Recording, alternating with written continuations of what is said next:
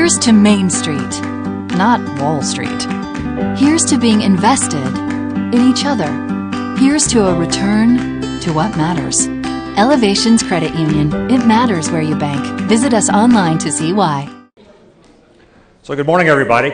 I guess I can hear myself. Yeah, that's good.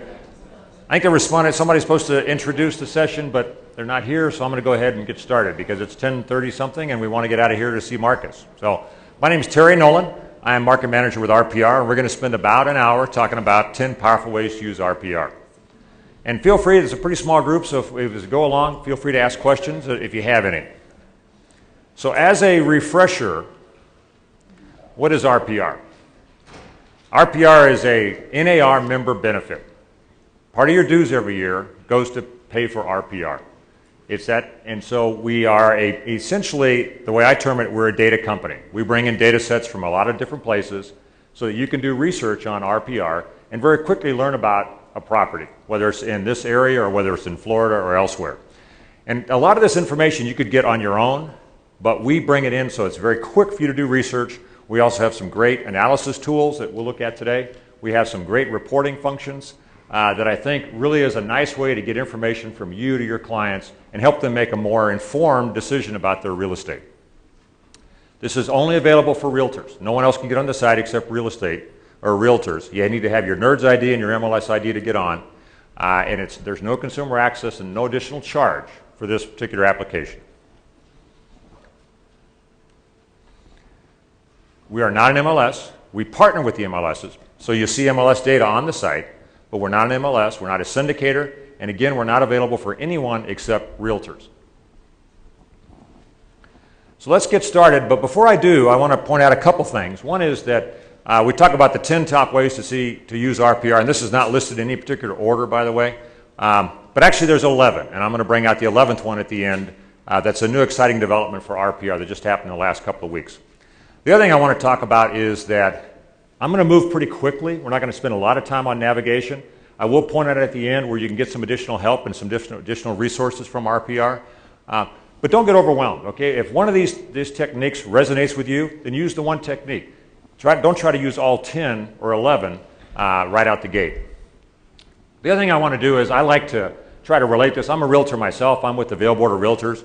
I try to relate this to real life. So I like to have a client that I'm using. So the client we're going to use today, his name is Fred Jones, and he's going to be the common thread that we have throughout all these different techniques that we use. So the first one we're going to look at is comps analysis. And we have 3 different CMA tools on RPR. And I'm not going to stand up here and tell you all how to do CMAs because you're all realtors and you know how to do CMAs. But I want to point out about 3 things about our CMAs. And one is that they're automated. And one may actually fit pretty closely with what you do in your own CMA. I know this one actually works pretty well for me. Second thing is when you do a CMA on RPR, keep in mind that we're also including public record information. So if there are FSBOs out there, it'll be included in the comps analysis here. The third thing I want to point out is that our CMAs ultimately lead to a very professional, first-class looking report that you can either download, put in a spiral binder, or put on your iPad and send to your client immediately. So let's look at the comps analysis. And here we are at RPR. Let me make that a little bit bigger. I'm sorry the screen's a little small, but it is. This is the home page. We're not going to spend a lot of time on navigation. I do want to point out a couple things about RPR. One is the help link up here. We're very proud of our call center. Anybody want to guess where our call center is located? Somebody said, I think I heard Iran. No, it's not Iran. It's in the area that I understand is the least accented area in the U.S., and that's Omaha, Nebraska. And they use their real names. They speak unaccented English, and they work the same hours you guys do. They work 24/7, 365. So they're there all the time. If sometime at 2 o'clock in the morning you get lonely, go ahead and call these guys, and they'll chat with you. I want to point out the profile button over here. You'll see that if I can get off this here, there's a profile link. Excuse me as I'm trying to. Here we go. You want to set up your profile so the reports have your branding, your own personal branding, on the reports when you create them. So let's talk about Fred's property. You get a call from Fred Jones, and Fred says, Alita's a colleague of mine from the Vail Valley. I'd like you to come by this afternoon and talk about my property, what it may be worth, and what the market's doing. So I'm going to go in and look at the comp analysis. And the property we're talking about, Fred's property is 5154 West Columbia Place. I'm going to take a look at that.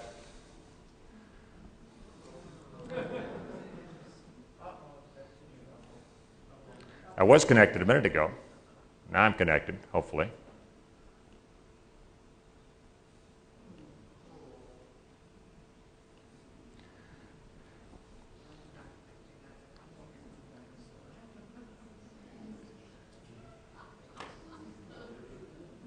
We can get it in here, don't we?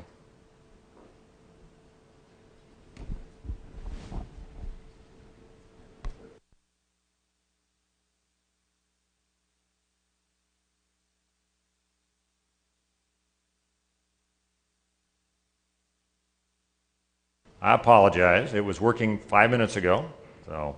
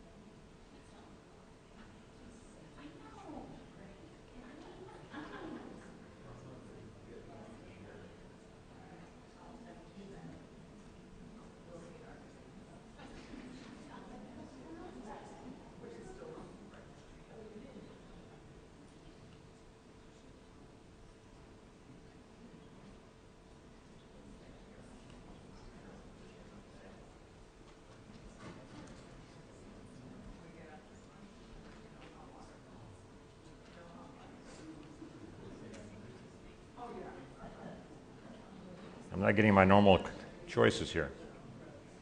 This complimentary Wi-Fi is really... So we don't have the exhibitor. Where's the Colorado Convention? That's what it... It's working. Well... Did you guys make arrangements for a special internet for your convention? Yeah. Yeah. It's 2000. Okay. Well, let's see if this one's going to work. Yeah, because it's Colorado Convention the whole time. So we'll try this one and see if it works. The complimentary is kind of a week. Okay. But yeah, no, I've been on the, there's been a Colorado CAR 2014. And it's not showing up? It's not showing, well, it was here when I walked in the room, and that's not showing up. Okay. Okay, great. Let's try this one. Apparently it's a weak signal, but we'll try this one, see if it works. So going back, we got Fred Jones called Alita and said, hey, I want you to take a look at my property and tell me what it may be worth and talk about the market. So just a little bit about navigation here. This is really all we're going to talk about today. The first three tabs, this is Fred's property you're seeing here. And the first three tabs are what I call my data tabs. This is where I would learn about Fred's property from RPR, where we have the U.S. Census Bureau data, public record information, MLS data, and so forth. The next two tabs you see are CMA tabs, and we're actually going to go into the comp analysis tab. So we're going to try to create, we are going to create a comparative analysis for Fred.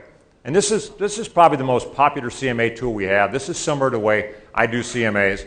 And so we'll walk you through the scenario on how to create the CMA and a report for Fred. So the first thing we're going to ask you is to confirm the facts. And we want you to have accurate reports for Fred. So we're confirming the facts to ensure that what you give to Fred is accurate. And it's a little difficult to see, but I can make my changes over here. If I know it's really 4 bedrooms and 3 bathrooms, I can make the changes here. I'm going to confirm my facts and move on. The next thing we ask you to do is find your comps. And this is all from scratch. You find your own comps. And there's 2 ways to find your comps. And you can use either or both of them. And the first thing, I can add a known property through my MLS system. If the next door neighbor's house sold a few weeks ago, a similar floor plan, finished levels, I could add that in using MLS ID or address. Or I can search on a map to find comps. And we preload some sort information here, some search information for you. But I'm going to look at, notice here I've got property status. I'm going to look at everything. I'm going to look at public records and distressed, just in case there is a distressed property across the street that's going into foreclosure. I want to be able to talk to Fred about that. And I want to know if there's any FSBOs out there. Now I'm going to search on this map. The orange is Fred's property. I'm going to be searching on this particular map, and I can zoom in a little bit closer. I can zoom out. I can do my own polygon search. So I can really define the area that I'm looking in. So in particular, if Fred's in a subdivision where the homes are pretty similar, I can specifically define the area that I want to search in. I don't know the area that well, so I'm going to go ahead and search on this map and ask the computer to find comps that meet my search criteria. And I can really refine that if I want to in terms of the very specific properties that I'm looking for. Certainly. If the information is in our MLS, is it guaranteed to be in here? Sometimes to me it seems like there's some differences. Question about if it's in the MLS, will it be in here? 95% of the time it should be the same. I mean, certainly if there's lots of different statuses in the MLS, we have limited statuses we can use on RPR. But in terms of active properties and sold properties should all be in here. There may be some differences in pendings, for example, if your MLS has a variety of pendings. But in terms of actives and solds, they should be right on the money. And by the way, we update information. We publicly state daily, but it's typically every 15 minutes or so we update the information. Yes, ma'am? Go ahead. I'm sorry. If you're working in an area that has two different MLSs that overlap, will it pull from both or only one? Question is if it will pull from both MLSs. It'll pull from both, but it's not going to do duplicate listings. Okay.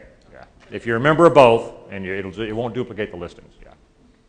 So it's a little hard to see, but let me look at what I'm looking at. Let me show you what we're looking at in this map, and let me zoom in a little bit. As I mentioned, Fred's property is the orange property here. And the green properties are properties that have sold in the last 6 months. I asked for 6 months. And notice this red property up here. This is actually a property that's off the market. It's not currently listed or pending or has not sold in the last 9 months. And it's in foreclosure. So the red flag you see tells me this is in foreclosure, which is exactly what I was looking for. There's a property in the area that Fred's house is in that's going into foreclosure. And Fred needs to know about that if we're going to price his property. But I can choose my comps, and you can choose as many comps as you want directly off the map. So here's Fred's house. I'm going to pick this one, pick it off the map, and I can get more details if I want down here. I can pull up a full page on this comp and look at photos. I'm going to pick one over here, and I'm going to pick another one right down here. So I picked 3 right around Fred's house, and you'll notice that when I did that, down below on the right-hand side, it entered the 3 houses in the margin over here, and I'm going to update the valuation and close. It just used an arithmetic average at this point to come up with a number. So now, based on my 3 comps, I've priced Fred's house at $248, but all comps aren't created equal. So I'm going to go in and adjust my comps based on my knowledge and experience of the area and the comps. So I adjust my comps. Here are my 3 over here. I know this first house, Fred had remodeled his kitchen. This one doesn't have a remodeled kitchen. So I'm going to lower the value of this comp a little bit. This one's been updated, so it's a little bit higher, and this one's not as nice. I'm going to lower this one. Fairly gross adjustment, but again, based on your knowledge and experience, you can fine-tune the value using these adjustments. So I update my valuation, and so what I've done is I have started from scratch. I've made sure my reports are accurate. I've chosen my own comps. I've adjusted those comps and come up with a value of $253.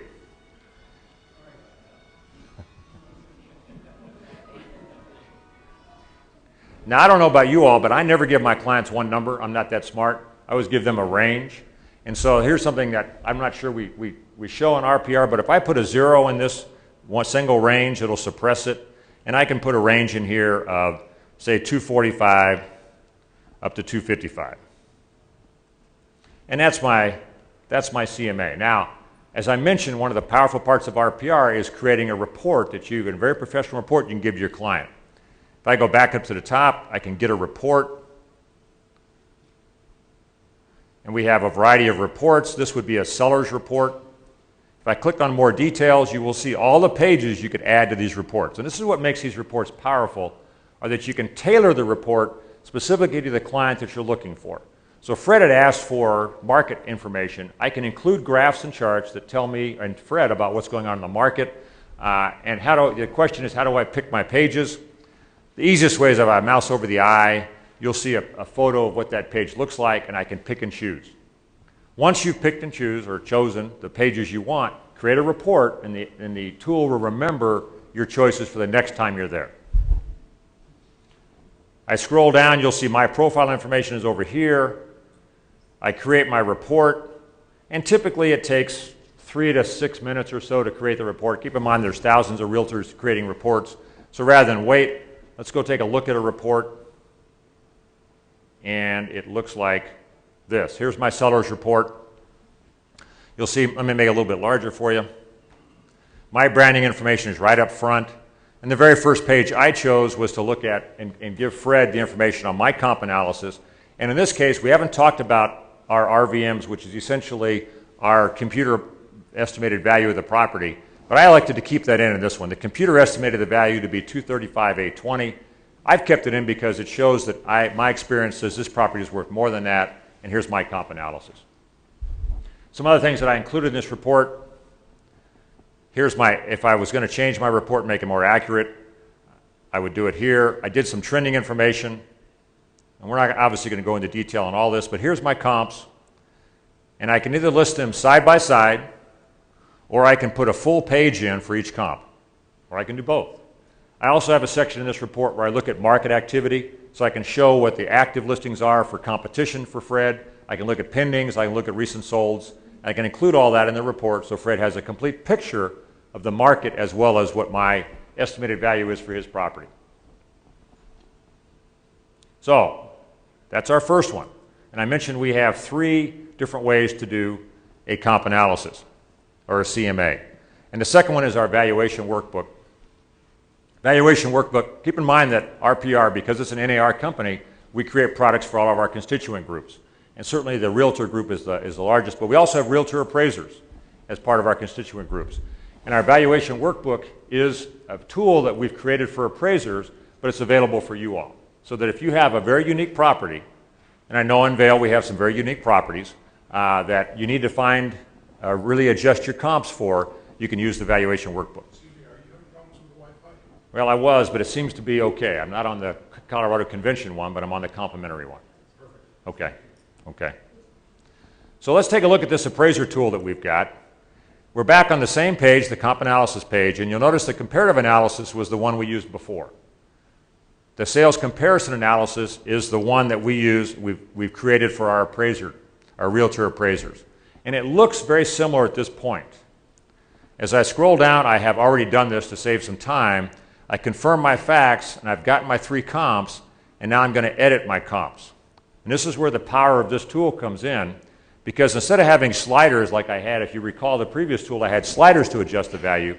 I now have fields where I can make monetary adjustments, and I also have a lot more fields that you would use as an appraiser. So I've got square footage above grade, I've got square footage below grade, I've got views, I've got lots of different fields that I can use to adjust the value of these comps depending on how they compare to your subject property. So for example, I've come down here and made some monetary adjustments to these 3 comps. I've changed view factors, for example, make this a little smaller so you can see. And as I scroll down, the other piece you've got in here is I can weight the comps depending on how they are related to the subject property. So as you all know, if I have a property next door, that's a lot more applicable to my subject property than one that's 2 miles away. So I can weight this depending on how applicable they are. And so I chose 40% for this one, and so forth and so on. I can update this, and I go, and ultimately I create a valuation workbook, which is an appraiser workbook, but it's got some pretty fun stuff in it. And that workbook looks like, let me go to the top, excuse me. It looks similar starting out, but you'll notice on here, as an appraiser, I have to give a single number. I can't give a range as an appraiser. So in the valuation workbook, we give on the left side, you'll see the one number that the appraiser has chosen is 252, and then 235 is what the computer chose. And I can suppress that if I want. I don't have to give my client the computer value. So our second CMA tool, we've got the CMA, the comp analysis, and then the sales comparison analysis, depending on the situation you're in. Any questions on those? Yes, sir. Can you explain that weight field that you're in? Certainly. So the weighting, if I go back in quickly to the weighting, you'll see that at the bottom, if I make adjustments in my comps, at the bottom down here, I can choose to edit my weighting. So each one down here, a little challenging to see, but I can manually pick a weighting so that if I say that the house next door really is going to be 50% of my analysis, because it's right next door, same floor plan, I can weight that to be 50%, and the computer then adjusts the values based on that 50%. It prorates basically the values based on the weighting that I give it. Did I answer your question? Yeah. Okay. And what's the difference with the comp analysis and the sales comp analysis? Basically, the two tools, the comparative analysis is the one I'm using where I'm picking my comps, and it's really more in the adjustments where I'm actually using the sliders to adjust my comps, if you recall that.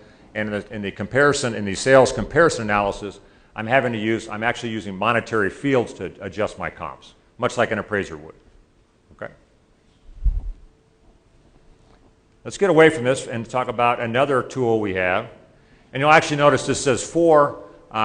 I've swapped 3 and 4 because, and you'll see momentarily why I did that. But let's talk about some of the mapping tools we have in RPR. And some of these are pretty similar. Let's go back to Fred's house. I'm back at Fred's place here, and I want to go to a bigger map.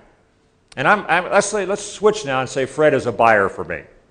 I've been working with Fred for a while, and he wants to look at a property. So what kind of mapping tools do I have to narrow my focus and working with Fred? So here's my map. Here's an area that Fred is interested in. And we have a lot of things you can do in terms of searching. You'll notice up here I've got similar search tools that you have in your MLS. I can search in a box or a radius or a polygon. I'm searching for listings for Fred. I can also search distance search, similar things you probably have in your MLS. But I've also got geographies. And I'm at a pretty low level at this point, so all I'm showing are census block groups. But as I zoom out, I start to bring in other new geographies. So for example, as I zoom out further, I start to bring in zip codes. I could search in a particular zip code.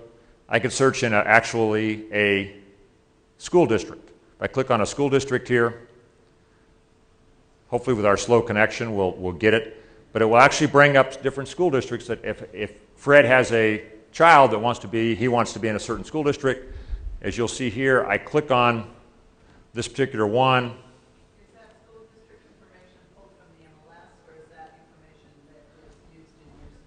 Question is, where does this information come from? It comes from Great Schools, a vendor that actually goes out and updates this. I personally, as I was MLS director, we used to have school data in our MLS. I didn't really trust Realtors to put the correct school data in, so we use Great School information on this one. Okay. So on this one, I've got the school. It's Sabin Elementary School. So I could notice up here I could search in this geography. The other thing I want to point out about the maps, let me make it a little bit smaller here. Oops, wrong way, is that we have heat maps. And heat maps are kind of fun because what they do is they convert numbers to colors. So that if you're not, I'm an engineer personally, I like numbers, but if you have clients that are more in tune with looking at colors and seeing trends with colors, let me turn off this particular one here and hide this geography. I have heat maps down here. So one of the heat maps we have is 12-month change in estimated value. What that'll bring up is a map showing particular colors on where the price of properties changed the most in the last 12 months. And this is one of my disagreements with RPR, even though I'm an employee, is I think we picked the wrong colors because the red up here means that this property decreased the most. These properties decreased the most in the last 12 months. I think red means red hot, personally. But whatever, they didn't ask me, and so red means decreasing. Blue means increasing. So I've got lots of different things I can look at with my heat maps besides just estimated value. One of the things I've got are flood zones. And there are certain places, obviously, where flood zones are important. And you'll see the pink is a higher risk area. So if you have a client that's looking to not be in a flood zone or a risky area, say, you can pick and choose where you actually look for properties. So let's go to the next tool, and this is, you'll see I wanted to go back into this one and searching for distressed properties. I think I mentioned earlier that when you're looking at RPR and you search on RPR, you're not just searching on MLS-related properties. You're searching on any property in that particular zip code.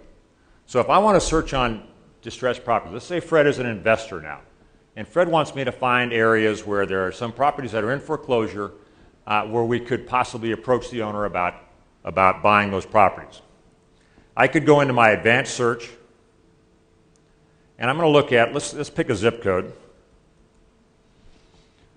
I'm going to pick 80207, and I'm going to search for distressed properties. I'm looking for all properties. I'm not just looking at MLS rated, I'm looking at all properties. And I'm looking in this zip code, and I'm looking for distressed, and I'm looking for single-family residences. So once I say search, RPR will go out and look for any property that has entered a foreclosure state. And I'm not looking for listings, I'm looking for properties that are basically off the market. Hopefully with our connection it'll come up. It's having to work a little bit here. But it found 54 properties. And you'll notice on the map, the red indicates a distressed property. So it's entered a foreclosure state.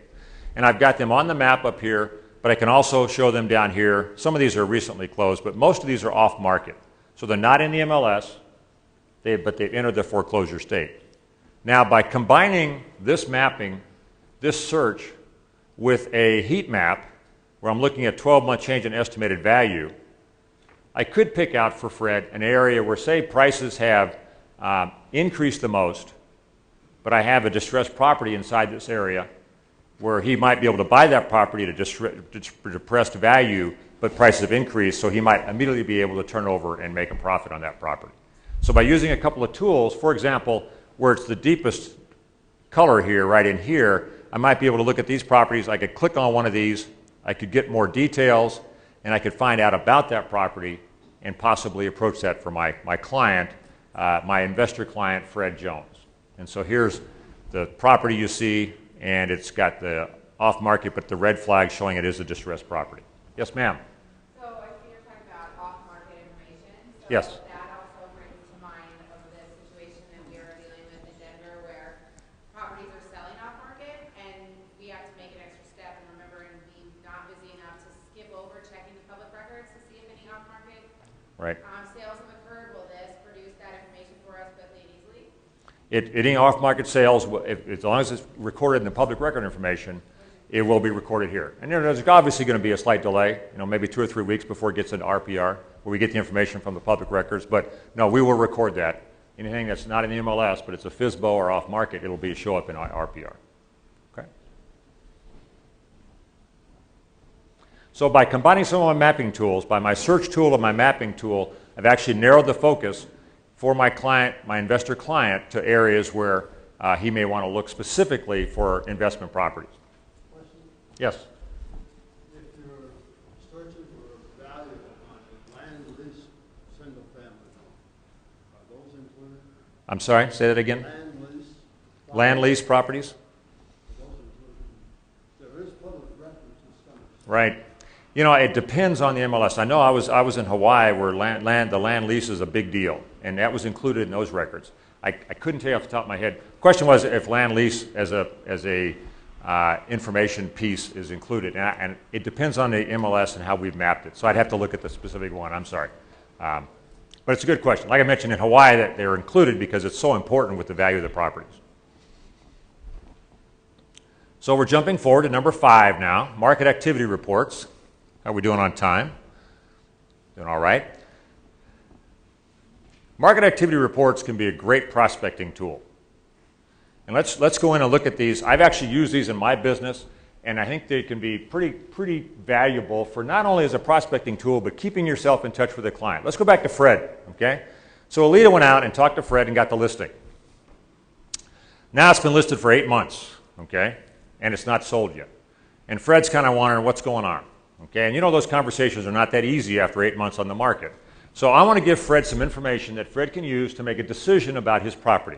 Again, I want to be that trusted advisor, giving Fred information so he can make an intelligent decision about what he wants to do with his property. I'm going to use a market activity report to do that for Fred.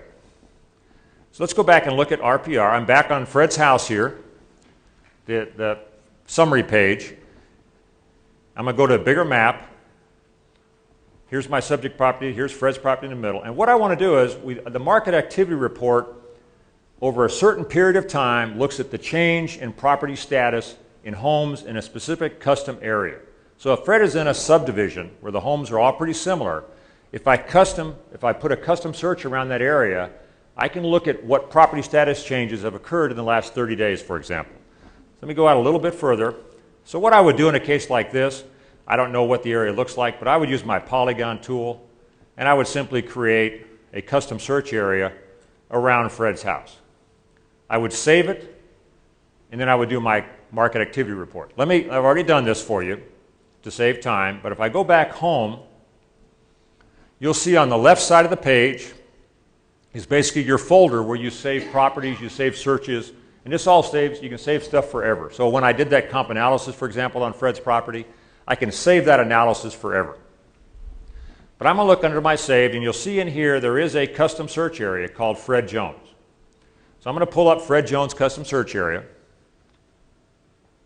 and I'm going to do a market activity report. And you'll notice up here at the top, there is, again, kind of hard to see on this small screen, but there is a market activity report that I can generate. And when I click on market activity report, it'll give me some choices here. It's still trying to generate the listings that are in that custom search area. But it'll give me some choices. I can look for property status changes in the last 3 days, the last week, the last month, or the last 3 months. I'm going to choose the last month.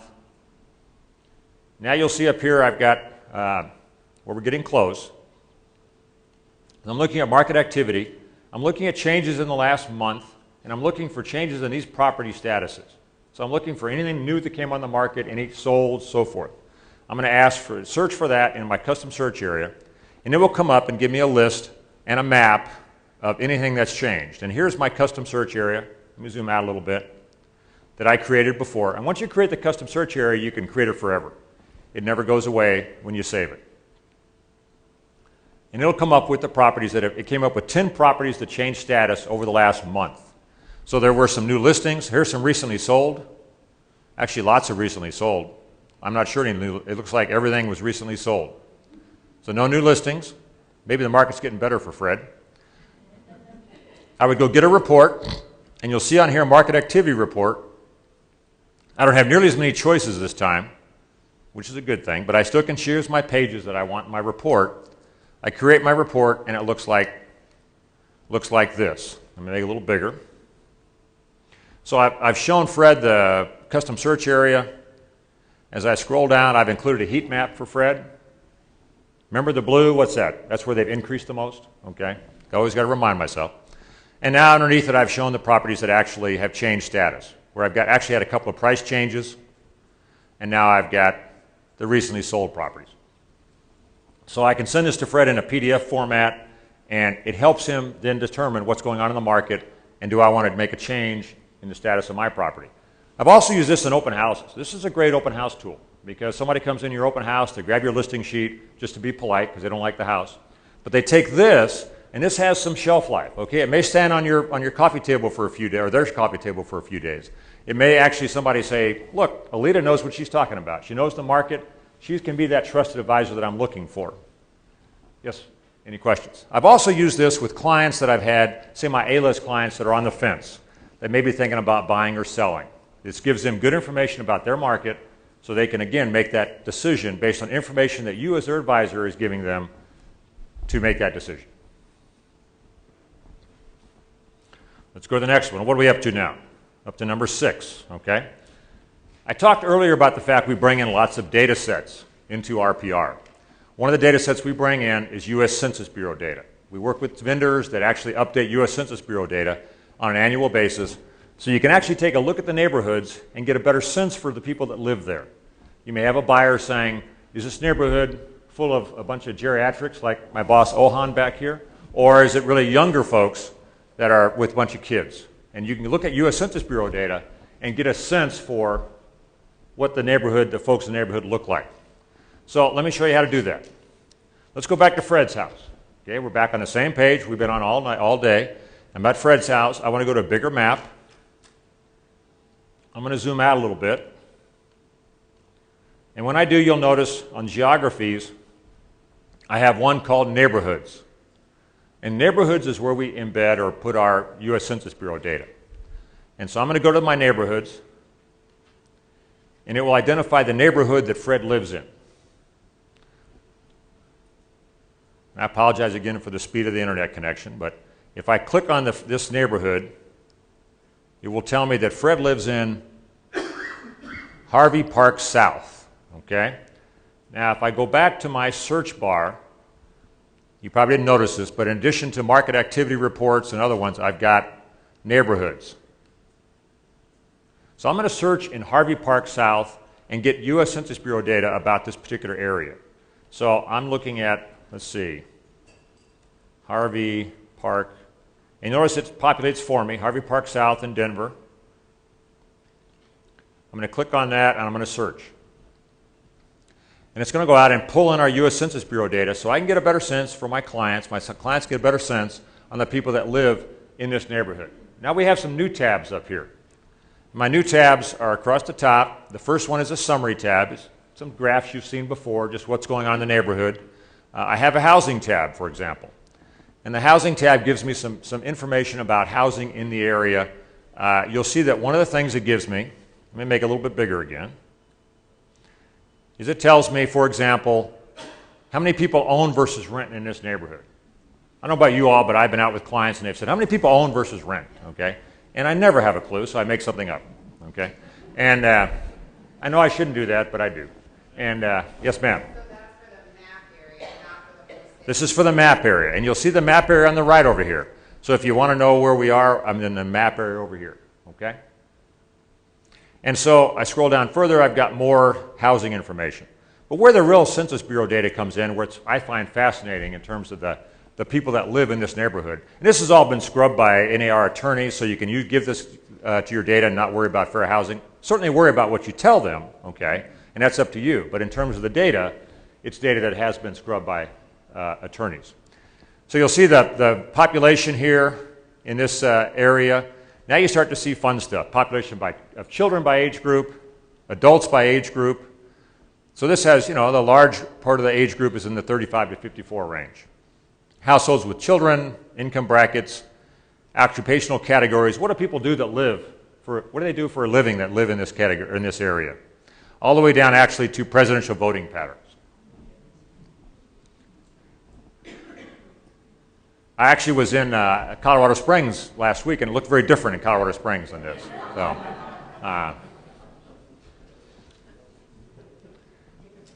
I can get a report. Again, we have reports up here. Get a report. I can get my neighborhood report, Harvey Park South, and it gives my client all this information about the demographics and so forth.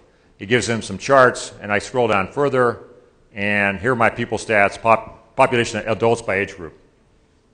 Another report that I've taken to open houses, it obviously doesn't change as much because it's an annual report. We change it annually, but it's good information, again, for your clients, giving them information to help them make decisions. Yes? Is the neighborhood in the legal description? Actually, the neighborhood is with the vendor that we use, Maponics, and sometimes it correlates to what you're used to, sometimes it doesn't, okay? You just have to look at the map and see if it makes sense from your perspective. Yes, ma'am? I don't think you can use more than one neighborhood. I don't think so. No, I think at this point in time you'd have to do separate reports of the neighborhood, okay? Good question, though. So now we've got Fred Jones again. Fred's an investor now, okay? Fred comes to us and says, hey, I'm looking to invest. Can you help me with my analysis? A very popular tool on RPR is my investment analysis tool. Let me go back to the home page. I'm looking at Fred. Here's Fred's property. And let's just say that Fred is interested in this property as a buyer, okay? Now, if you go down to the middle of the page, you'll see property analysis for investors. If I click on that, it takes me to our analysis tool. And you're not going to be able to see this, I can guarantee you, unless you're sitting right up here in the front row, okay? But this tool allows you to work with three different types of investors. The first investor is a guy that's going to purchase, hold on to it for 10 years, and wants to know what's going to happen to his equity. The second investor is the flipper. It's going to come in, remodel the kitchen, and then flip it. The third one are people like you and I that own a house and simply want to know what's going to happen to the price of my house over a 10-year period based on some assumptions that I make about the future. And you can load up to 80 different variables I show the variables. I'm just doing this because I know you can't see it, but there's tons of variables on here. If your investor wants to include monthly utilities in the cash flow, you can do that. So you can really tailor this analysis to your client and what the client's looking for as investment assumptions. I also have 3 different scenarios I can look at. I could actually just make one scenario, but I could go from aggressive to conservative if I wanted. If I just wanted one, I can narrow it down to that. How do I get the information to my client? I put it on a spreadsheet. I download the spreadsheet and get him or her that information. You'll see on the top up here are all my assumptions, or all his or her assumptions, I mean, and then my results are located down here. Put it on a spreadsheet. There are no formulas that are downloaded, because if your client wants to change the down payment, for example, we want them to call you back, you go to RPR, you make the change, you get them the new report, keeping you at the center of the transaction. Yes, sir?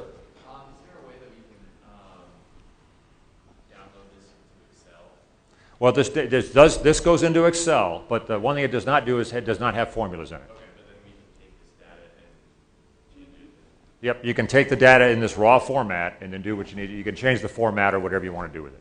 Exactly. Yep. I think I'm up to number 8. Seller's motivation.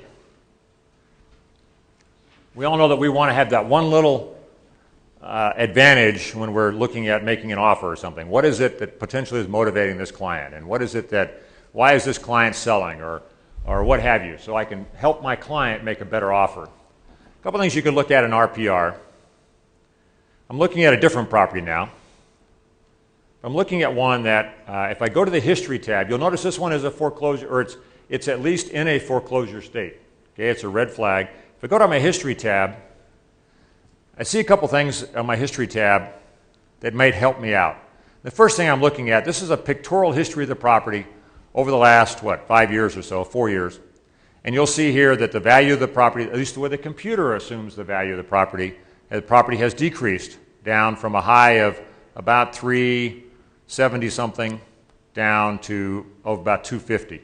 The red vertical line means it entered a distressed state. And I can mouse over, it tells me that it's a short sale listing as of 4/1/2014. I can scroll down further, and I can see prior sales transactions. And we put public records next to MLS records so you can compare the two. So I can toggle between public records and MLS. There are no MLS records for this particular property. One thing about public records, and I know you all know this, is sometimes they can tell you things about the property that MLS can't. If there was a family event that occurred, whether it be a death or a divorce, for example, you might see a quitclaim deed in the public records that you wouldn't see in the MLS. So you might get a sense for the seller, maybe he went through some kind of a family event. I can scroll down further and I start to see information like mortgage records, for example.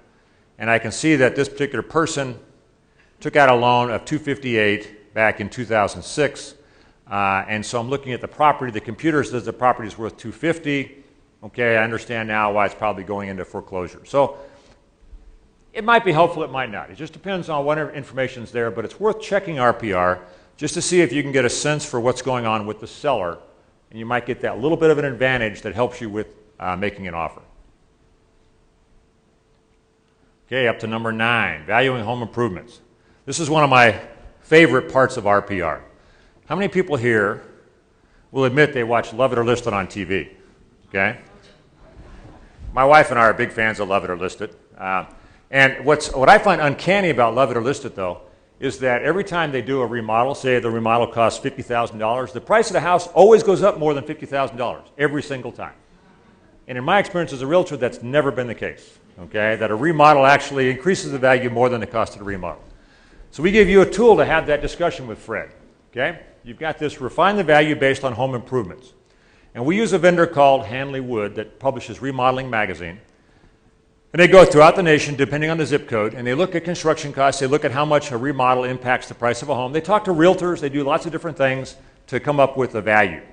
And let's say that Fred did and there's lots of different home improvements that you can choose from on here.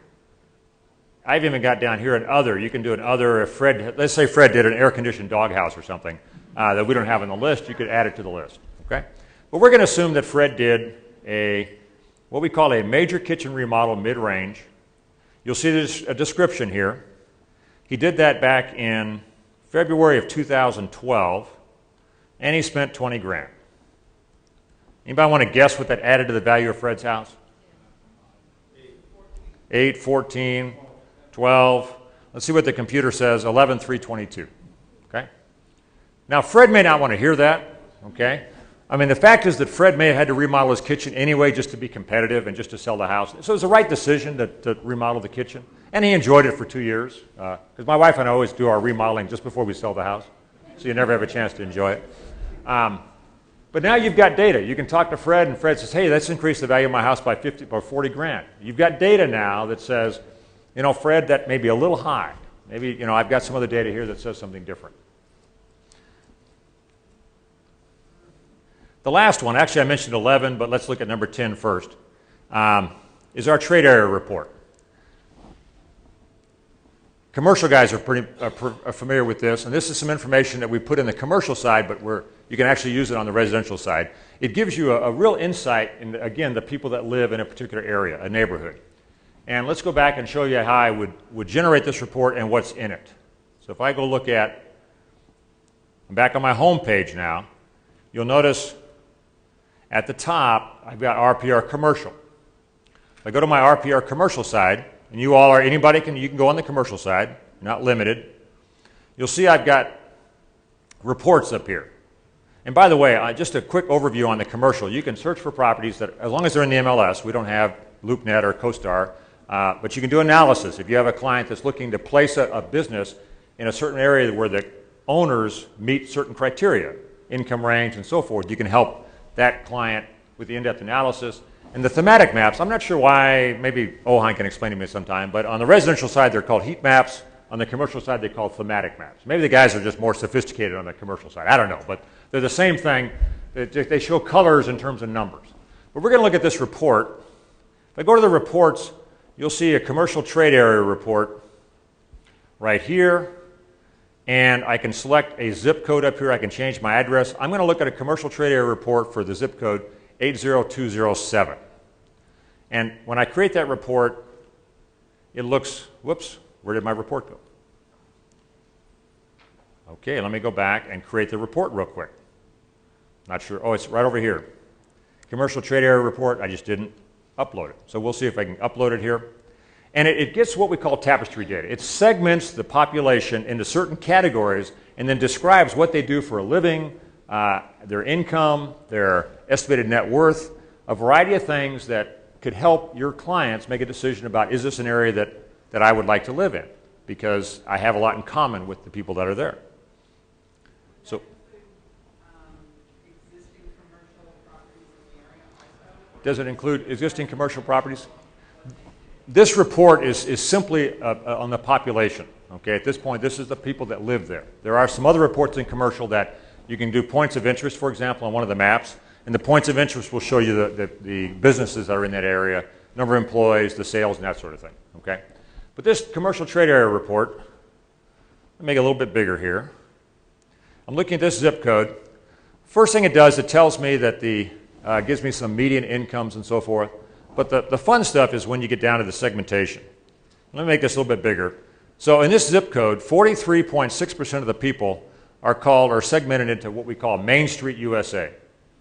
And if you scroll down, you'll see that they have average household size, median household income, home ownership, employment, all the way down to education, some college, preferred activities, participate in local civic activities, issues, go bowling, the vehicle, they watch court TV on the media. So you get a pretty good insight into the people that live there. A quick, I think it was a funny story, because I laughed at the time, but I was in a pretty rural area, and I won't say where it was. And I did this report, and I hadn't looked at it first, which is always a risk when you don't do the report first. And so I scrolled down, and it said the #1 preferred activity in this area was to go to tractor pulls. And I just thought to myself, okay, I've insulted the entire audience. And this guy in the front row said, yeah, we got one Saturday afternoon. We're all going Saturday. So it just gave me huge credibility because it exactly was what they do for preferred activities. So that's the number 10 commercial trade area report. I mentioned 11, and this is an exciting thing that happened in RPR recently. Here was let me do a quick, we're running out of time here, but I'll do a quick summary. Here's my top 10. We went through each one. Let's see, what is my next tab? I'll come back to that. So the new cool thing is, if I can get there, is RPR Mobile. In the last 2 weeks, we've released our mobile app on both the Android and the iOS Apple platform. It is a really cool app, okay? I'm a realtor. I've got a couple of different real estate apps on my phone. This one is really neat. It gives you all the same information you can get on the website, but it also gives you public record information. So if I'm in a listing, for example, and my client says, tell me about the house next door, I can go right to the house next door and get information about that property. You can create reports off of this. I can input pictures. I can make notes. It does wander with me, so as I wander in the car, the map changes with me. It's a very powerful app that I recommend you all get. Again, as part of the service, it's free for you all. I would download it and take a look at it. It's really, I think it's a really neat app, and it's something you'll probably be able to use in your business. 0. You've already paid for it. I'm sorry, the name? RPR Mobile. I'm sorry. RPR Mobile. Yep. Terry, if I'm in the Metro list or available to Realtors or whatever, Oops. Is there a code that we already have assigned to us through the MLS through our board? What you will do is, if just a question about actually signing up for your account. When you sign up for your account, it'll ask you for your NERDS ID and your MLS ID. Well, first of all, it just asks for your NERDS ID to get into RPR. When you go into your profile, it will ask you to select your MLS. And when you select your MLS, it'll ask for your MLS ID. And then you'll be able to see your MLS information on RPR. Okay? Does that answer your question, Dave? I think so. Okay. Well, I can talk later. Since I know you, I can talk later. Where do you get more help on RPR? If I actually go to the RPR site and I scroll down, you'll see underneath here I've got a little thing we hide for whatever reason called the blog. If I go to the blog, I exit RPR, and it takes me to our information center. And in the information center, we have training when it comes up. There's 3 ways to get training. Live training we're doing today. We have webinars, and we have videos. Make this bigger again. So you'll see training up here. If I click on training, you have options. And the webinars, we do webinars all the time, from basics to advanced. And if I'm doing one for Boise, Idaho, you're welcome to sign up and sit through my webinar in your kitchen in your pajamas. We also have video learning, where we have videos from 1 to 6 minutes covering all aspects of RPR. So if you want to look at specific about mapping tools, for example, you can go to video learning and get mapping tools. So lots of different ways to get help with RPR. So Terry, if I'm thinking about buying a place in Denver, but I'm not a realtor down here, can I still do my own analysis for a neighborhood? Question was if Dave's from Vail wants to look for a house in Denver, you won't be able to see any MLS data because MetroList has not allowed you to see. You're not a member of MetroList. You can't see their data. You can see public record information, but you can't see their data. There are some MLSs that have allowed everybody to see their listing data, for example, with the assumption that, hey, the listing data is out there anyway. Why not give realtors more accurate, timely information? So there are some places, Florida is a good example, where you can go see MLS information. But in most cases, the MLS has kept it close to their members. Okay? And I think that's it. So I appreciate your time, everybody. Thanks for coming out.